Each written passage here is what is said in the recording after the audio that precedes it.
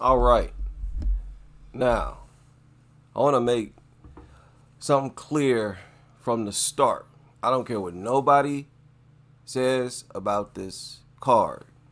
I don't care what anybody's take was about these fights. From this seat, the women, the female fighters, have been delivering. They've been delivering. And the trend continues. Maybe this is just the way I see it.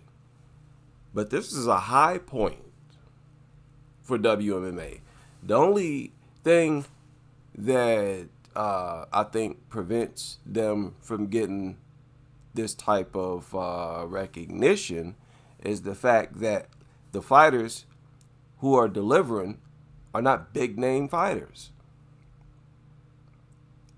Right? It's not the Shevchenkos, the Joannas no longer around. It's not Weili. You know what? Weili recently had a fight. It's these lower tier fighters who are actually going out there and putting on good performances. The unranked fighters. Fighters making their debuts and whatnot. Now, I can't say that about Vanessa Demopoulos. Vanessa Demopoulos' performance was very poor.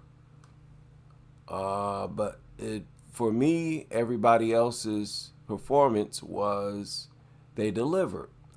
Now, let's deal with Demopoulos because people know, and I mentioned Demopoulos, because she's one fighter, one of the few fighters who I always root against.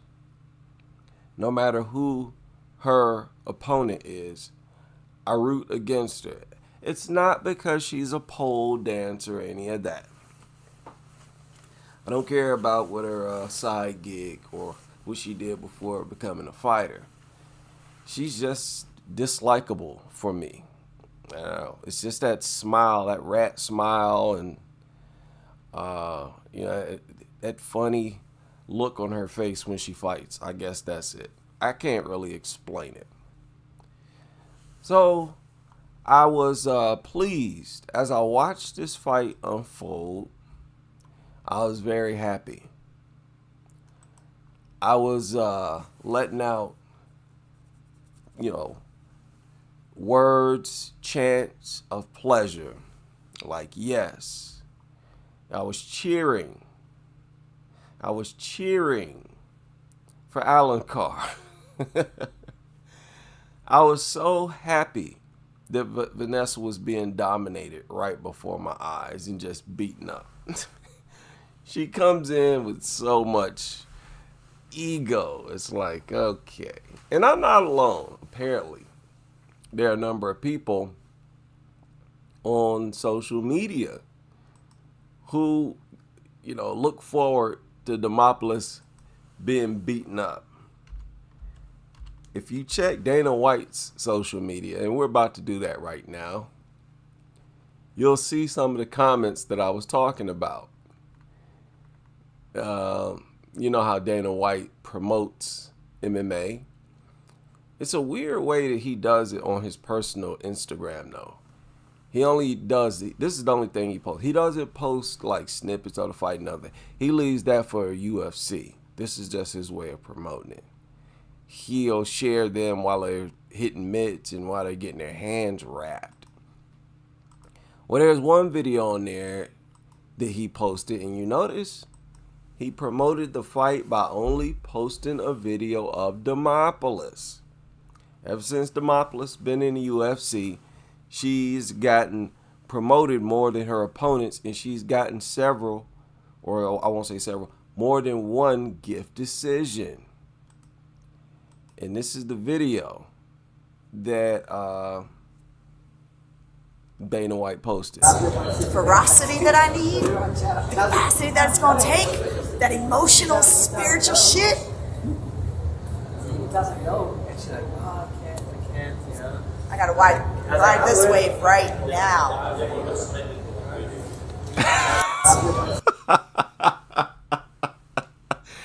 What?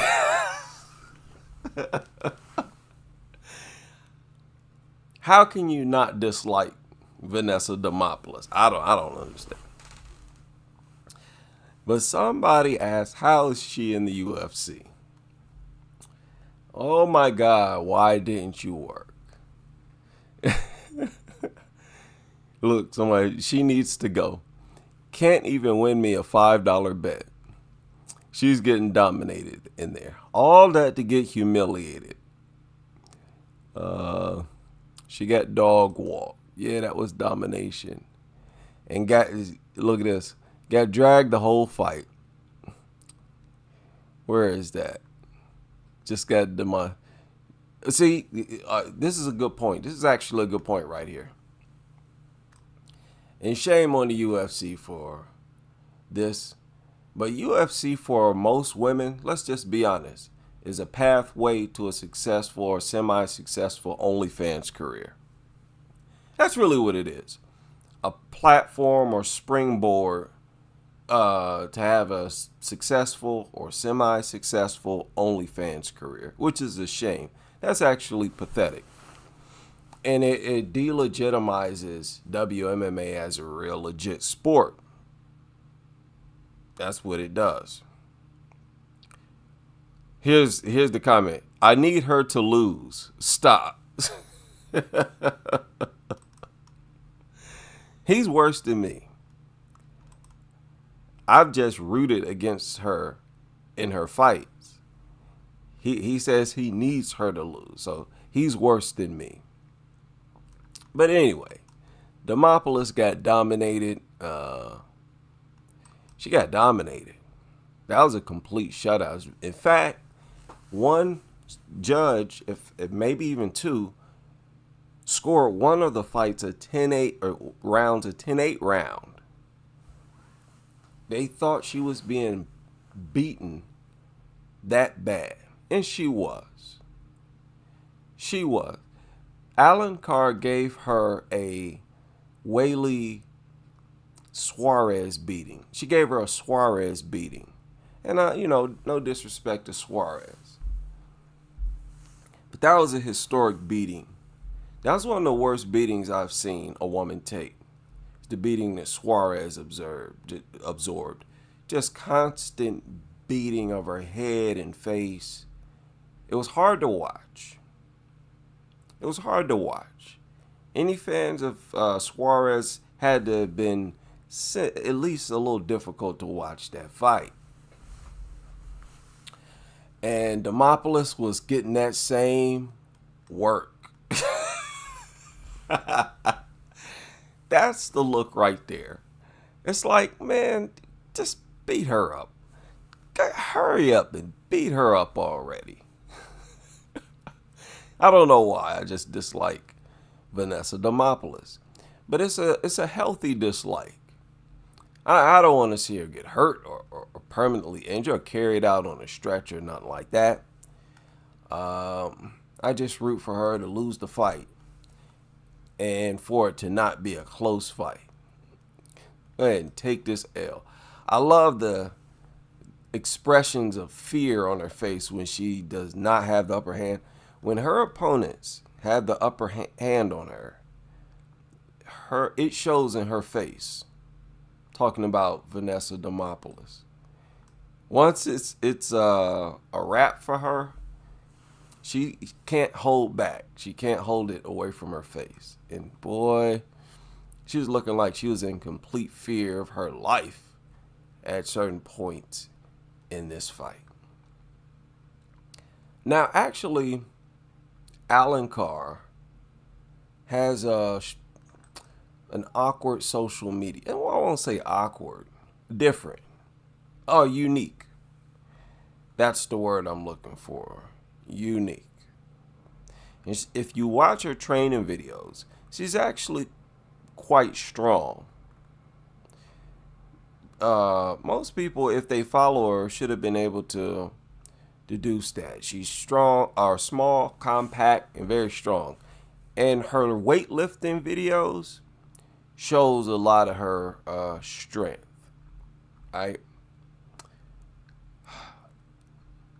The blonde hair.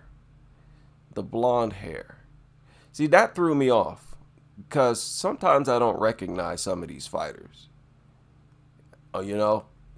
They switch hair color, and that really throws me off. Sometimes I watch fighters, and then I think it's the first time I've seen a fighter, and it's actually not. It's because the last time I watched them, they actually had blonde hair. Right? So, hey, follow Alencar. Apparently, there was a number of people who didn't even know about her. There are a lot of people calling for her to be cut, too. So, actually, Alencar, does she have a Wikipedia? She may not even have a Wikipedia, be honest with you. Let's see. Let's see how she's doing since she won the fight. She actually does have a Wikipedia. Talita Alencar. Now, I think she fought Miranda Maverick. Oh, wow. She's really just getting started in MMA. At 34? So, there you go. Maybe you thought it was too late for you to get into MMA. Obviously not. This girl only got 8 professional fights.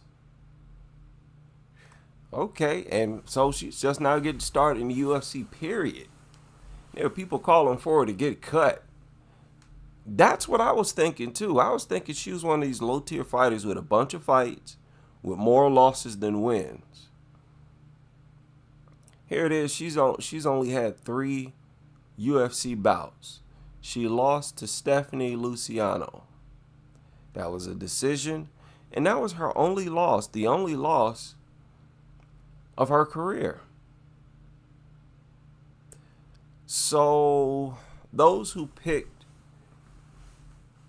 Vanessa in this fight, I imagine picked her based on experience, which would actually make sense. I could understand that. After only 2 UFC bouts. Now, she was on the Contender Series, but she got a draw on the Contender Series. Oh, interesting. So, a fighter to keep an eye on. I thought she looked strong in there, man. Her wrestling, Vanessa was more of a wrestler, wasn't she? She really was not no top-tier striker, Vanessa Demopoulos. Wasn't that her thing? To get you down and get a submission, get her a little arm bar or something? So look at her victories. Well, decisions. Well, she's a decision queen. But the stoppages, she's got an arm bar. But I always looked at Demopoulos as more of a ground fighter. And if that's the case, she got dog walked, right? Taken to the cleaners. She just mauled her all 3 rounds. That was actually a bad beating. That was a bad beating. Alencar delivered. Like I said, Demopoulos did not. But credit to Alencar for that. Maybe she just that much better than Demopoulos. But so, which tells you what? Demopoulos has been getting all this promotion based on being a stripper and jumping in the commentaries, the team's arms after interviews. Antics like that should not earn you, promotion. And I mean, both of them were coming off losses, but man, Dana, promote the other fighter too, goofball. Make it a combination post. It's not even a combination pose. You know, where you could click and slide and you see Alencar getting her hand wrapped. They're constantly using Demopolis to promote fights. The fighter I dislike. Stop it. Hopefully this puts an end to that. Vanessa Demopolis hype. So goofy. Alright, now let's move on to the next fight. And now that was actually kind of embarrassing. Because Demopolis has a lot of UFC bouts. Look at that. She has a whole ton more experience, UFC experience, than Alencar. You know, we put stock in UFC experience, should we? It don't always matter. I don't think it always matters. Sometimes a fighter is just so much better. Look, some of these girls are natural fighters and some of them are not. That's what it is, if you ask me. 1, 2, 3, 4, 5, 6, 7, 8, 9. That was her 9th UFC bout. Got destroyed as if she was a newcomer. As if she looked like a non-UFC fighter in there. That's what she looked like. Now let's move on to what I saw as the main event. My most anticipated fight. The most anticipated fight for me. I originally said that this is a good fight for Stella Nunes because Loma is naturally a pure striker. And they've been putting Nunes in there with wrestlers and grapplers, almost as if they don't want her to look good. Giving her the worst types of opponents possible, back to back with Estela Nunes. And I'm saying that, I'm pointing it out because some people remember that I gave Nunes props. I was kind of high on Nunes. I gave her a lot of compliments before she even fought in her debut in the UFC. I said this girl's a pretty good striker. I was talking about how good of a striker she was. And then she went on to just lose all her UFC bouts, something like that. Yeah, I don't think she's won a fight yet. Right? If I'm not mistaken. Nunes has lost all her UFC bouts, if I'm not mistaken. Now, one of them was an injury, had her, we remember that. Look at that. Look at that. That's why she wanted this victory so much. She wanted this victory. You could tell she wanted it. And I mentioned here recently that she should be in her prime. And I thought this was, you see why I said this was a good fight for her. She's a pretty good striker. But she's so tall and gangly, it's easier for those wrestlers to get her down. But I knew Loma would honor Nunes striking and spend some significant time striking with Nunes to give the people a show. And like I said, Loma herself is most comfortable as a striker, standing on her feet. Clocked Loma with a couple good right hands, but Loma would come back and get those hits back and then some. Loma is a legend in her own right, if you ask me. The girl is a legend. She's respected by the best, by the very best in the game, male or female. Let's get that straight. And I'm taking you back through the early part of her career, like I've done before, to put emphasis on the fact she is naturally skinny. She ain't even supposed to be in this class. Stella Nunes, to me, is not really a big strawweight, but she looked big in there, just like every other opponent that fights Loma. Suddenly, fighters who ain't never looked big in their career look big in there against a fat Loma. Think about that. Process that real quick. I'm showing you these images to show you that as small as she looks in that cage next to her opponents, she's naturally much smaller. That's gangster AF. I was saying, what she shouldn't have even accepted that UFC contract. I was saying that when she got signed. I'm like, huh? Like, no. Remember, she was fighting in the Atherweight division in Invicta. When you look at these old photos, it don't look like she, like these images here, she don't look one weight class down. She looks 2 weight classes down.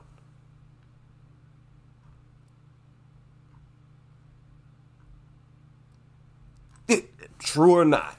Am I lying? No lies was told. This don't look like she's 1 weight class down from what we just saw a few hours ago. Why? Why does it look like such a big difference?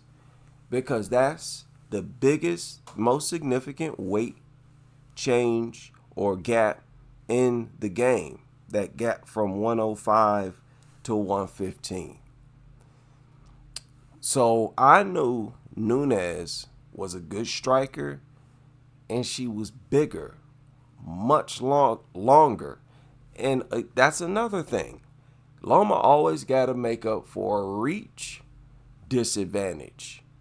Can't even strike, on an even playing field reach-wise.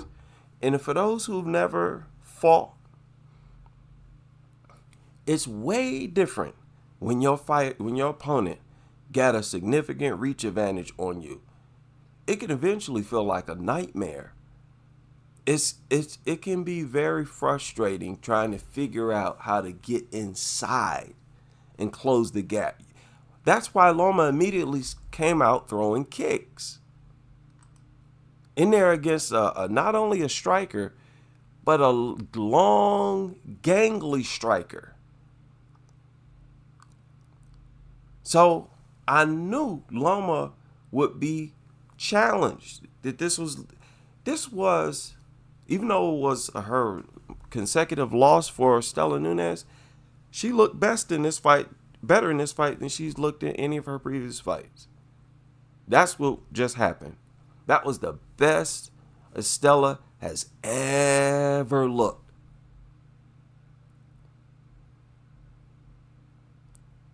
So, yeah, the absence of that division, to me, look at that. This is kind of ridiculous, man, actually.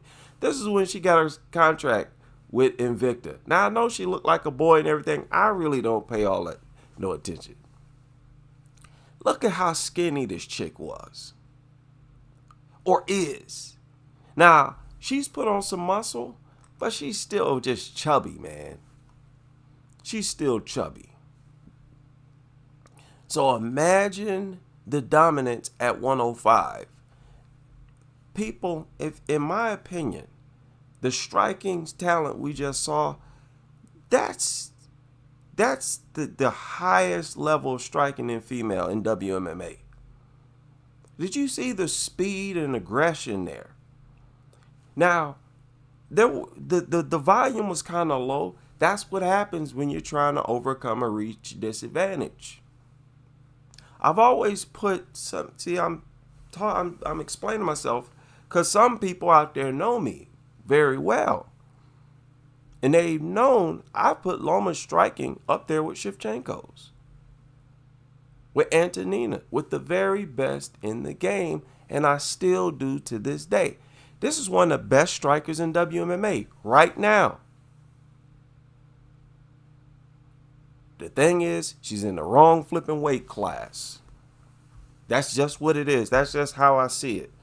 Some fighters can get away with that. Others can't. In my opinion, Loma really can't. Now, that said, after this victory, I think she should get a rank. She should be ranked.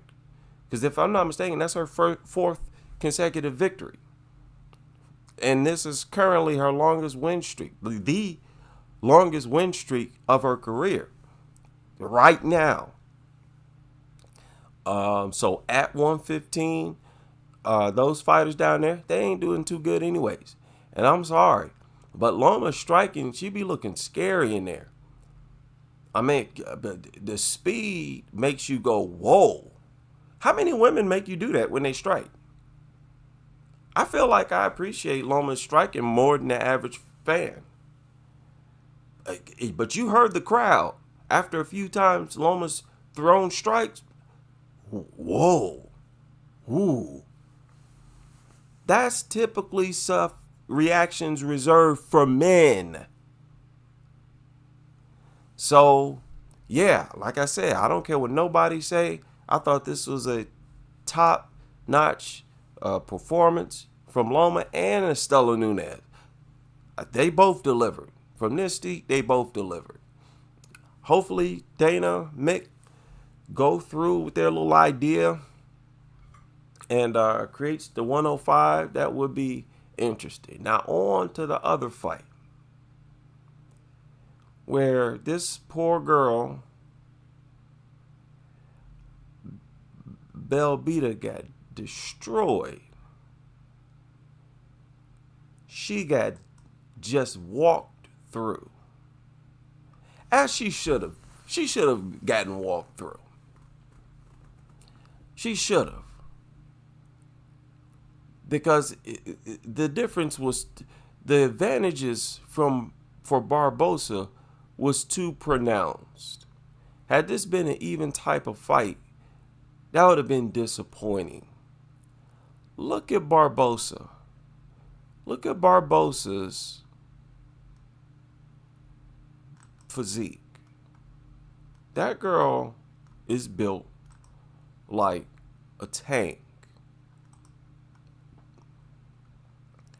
I don't know why I'm not following. She can stand next to anybody. Like, no fighter in that division can dwarf Barbosa. None. There's no girl. Shevchenko, I don't care who you mention, Barbosa's like physically is right up there. She's jacked. Those Brazilians, those Brazilians, they're known for physical strength, being able to hit hard.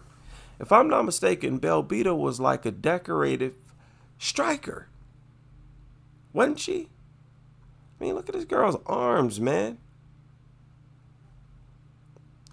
Kind of ridiculous. Did y'all see that photo I showed at the beginning? I'm looking for it now. I can't find it. This girl is jacked. She's built like a tank. Got arms like a dude. Right there. Are you kidding me? That upper body is on par with anybody you can mention. So, she had the strength advantage. Had the speed, had the technical advantage. And she was out striking Belbita. She was using angles on Belbita. Belbita's standing one spot.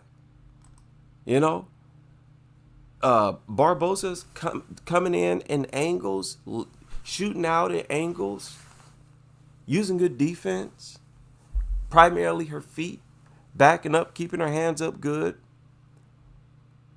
It was disrespectful in moments in this fight. Did y'all notice that time when Belbita went to throw a punch and Barbosa like braced just ate it and pushed her. Just pushed her before she could even throw the punch.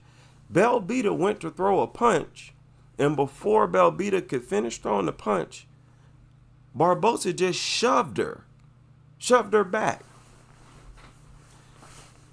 Just disrespectfully. Pushed her up against the fence, kind of, just mauled her, socked her in the face, threw a spinning back. But before that, she was lighting Belbita up, just lighting her up. And I remember Barbosa lost to Miranda Maverick. Gotta mention that. Because some people questioning whether, Maverick deserves to fight Rose Namajunas. I don't believe that at all. Rose ain't doing that well at flyweight. We can't keep giving Rose this, honorable status just because she a former champion and first two-time champion, right? If I'm not mistaken. At least a two-time champion. Good for you. But you getting old and the sport is evolving fast.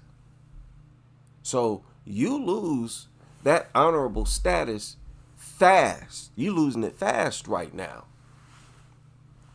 On top of getting older, Rose is also chubbier. She's chubbier. No matter whether you think that works against her or not, what it does do is put added stress on her joints, her knees, ankles. No matter how you slice it, when you gain weight, you lose mobility and you put more stress on your joints. And like I said, at those lower weight classes, the mobility loss is significant and the mobility gain is significant, depending on whether you're moving up or down. So I thought Barbosa, of course, delivered.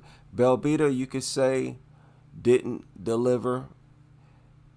So I won't say that they all gave top-notch performances, but I don't think Belbita was ever, that type of fighter anyway who would leave you impressed. I think she had a war, like a slugfest with somebody once, and it was like a crowd pleaser, but not much more than that. One of those fights where she getting hitting her opponent, there's no defense. Crowd pleasing, but you're not impressed. So, yeah, it was fitting that she got dominated the way that she did. Demopoulos, she actually defeated Kanako Murata, is actually a pretty good fighter. She beat Emily Ducote, split decision. I thought that Ducote won that fight. Some people were talking about Demopoulos getting cut. But I don't think UFC is going to do that. One, because they like her for, obvious reasons. Two, it's only a 2-fight losing streak for Demopoulos. Horrible performance, most definitely. No question. But I'm one of the people who want to see her cut out. I'm not complaining about people calling to see her get cut. No, I don't want to see her get cut. I want to see her get beat up again, actually. So we'll see. We'll see what happens. We'll see what Dana decides to do.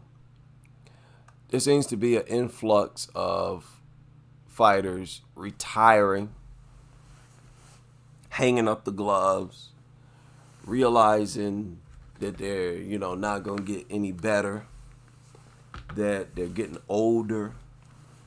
Joanna realized that, I think.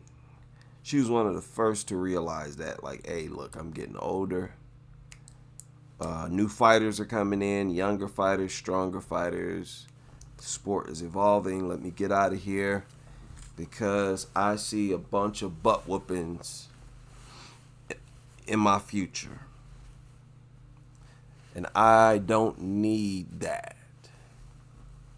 I don't want a Roy Jones closure, a Roy Jones type closure to my career. And I can dig that. I can respect that. Molly McCann was actually smart in her decision to lay down the glove. I thought that was a good decision on her part. Go and lay down the gloves. You getting whooped by unranked fighters decisively. Like, they putting bad weapons on you, Molly. And she's getting up there in age. Go ahead and lay them down. A person like Molly, like I said, they just started a TV show for her over there in the UK. She can move on to do other stuff. And honestly, people saw her as more of a character anyways than really an elite fighter. It was more of that, I'm a crazy old lady type thing that attracted people. She can monetize that on a different type of platform. And that'll be better for her because she won't have to take embarrassing L's. Right? So, yeah, let's get that atomweight division popping. I thought Barbosa gave the most dominant performance, but I put Loma's performance up there and Alan Carr's performance. I won't say either of them had a better performance. They won in different ways, But, yeah, those calling for Alan Carr to get cut, win or lose. Somebody actually said that. I think somebody wrote it in the comment section somewhere. And I thought they thought the same way as me, that she had a bunch of fights. I thought she was one of those lower tier fighters with a bunch of losses, a bunch of fights and a bunch of losses. But no, she's just getting started in not only UFC, but also MMA in general. So keep an eye on that lady. She seemed kind of crazy too. And I will land my plane there. Right.